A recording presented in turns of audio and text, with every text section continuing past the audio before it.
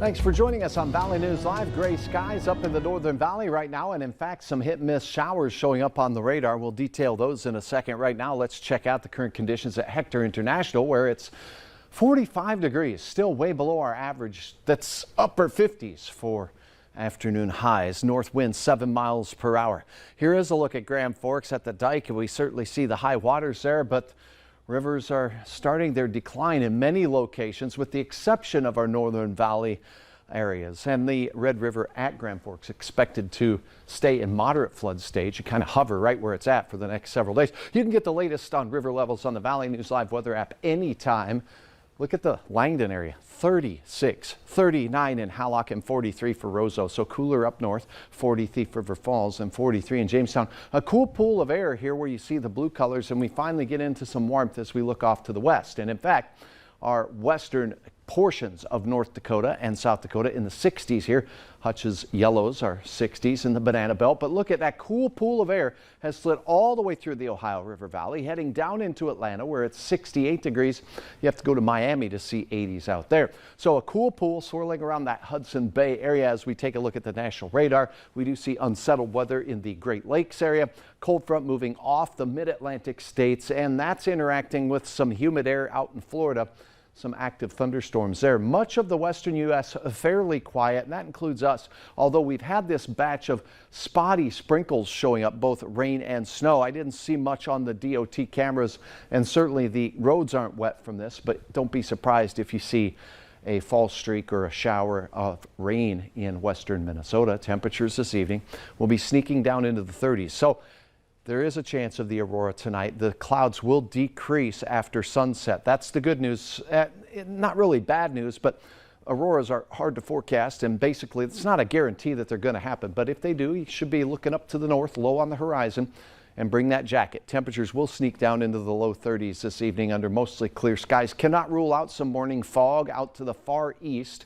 Wind will be light to start your day.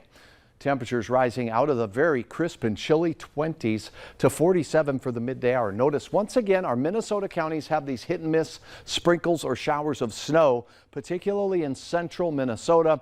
We'll enjoy sunshine out to the west, and we will warm up a little bit more than yesterday as we continue a trend in the right direction, with temperatures reaching near 50 for all of our western counties. So 45 to 50 there. Likewise, we'll be well into the 40s across greater Minnesota as well. 28 in the morning in Fargo. We'll ramp it up by 20 degrees for our afternoon. Then we'll see a little bit of sunshine in your forecast, not much wind. All in all, a pretty fair day, although it will be about 10 degrees shy of average for this time of the year.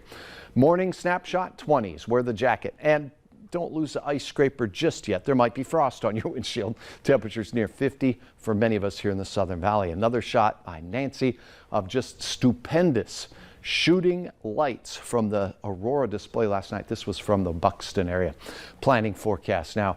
We're watching for rain that could impact rivers if it's heavy over a wide area, but we're going to see some showers in the forecast, hit and miss variety, as temperatures ramp back up close to average by Thursday, but below by about 5 degrees. And then we cool off a pinch late in the week thanks to the showers and unsettled weather. A little windy on the weekend as we head into next week, but the 50s to near 60 degree weather returns as we begin the month of, what is it, May? Yeah, I think that's May. What happened to April? I wish I knew. And what happened to last night? The one night I go to bed early, just miss it completely. It was so awesome. It went north of town and it was almost like a distant thunderstorm, just shooting lights. Unbelievable. So, yeah, you should have been out there. I know. Really. My neighbors had pictures. I'm like, seriously, I went to bed at 8:30. We won't talk about that. Thanks, Hutch. Yeah. Well, North Dakota Game and Fish says this winter has tested the endurance of wildlife and landowners. By early April, they fielded nearly 250 depredation reports statewide just for whitetail deer. More than 100 of those calls landed in the Jamestown office for deer alone. Deer depredation was more notable in areas where wildlife habitat was lacking on the landscape. While there is a need to help producers safeguard livestock feed supplies, there's also a demand for more wildlife habitat on the landscape. We have tips on what Game and Fish says you can do if this is an issue on your land, as well as contact information. It's all right on this story on our website, valleynewslive.com.